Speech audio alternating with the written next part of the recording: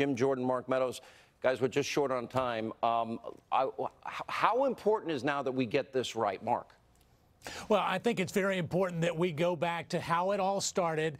Let's get the reams of documents. Let's give it to Senator Graham over on the Senate side. Let him do a real investigation. Let's get to the bottom of it and hold people accountable. And the time is now. And you guys laid the foundation perfectly. The work you've done, it is, honestly, without you, we wouldn't be here. And Devin Nunes and some others. Yep. Jim.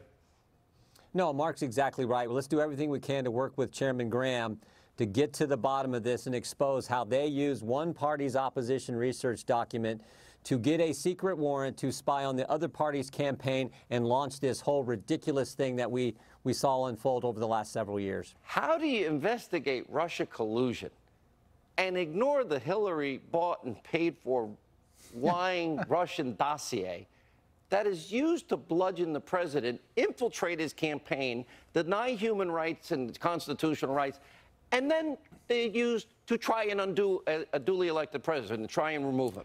Mark. Well, we spent twice as much time, 4 times the amount of resources investigating Trump than we did Hillary Clinton, and yet we find that all the collusion that happened was actually from Fusion GPS, spending $12 million to get dirt on the President of the United States, and in the end, there was nothing to it. They'll never stop in Congress. Endless investigations. Jim Jordan. But here's the good news, Sean. 1940, 500, 2,800. 19 lawyers, 40 FBI agents, 500 search warrants, 2,800 subpoenas. And what were the findings of the Mueller investigation?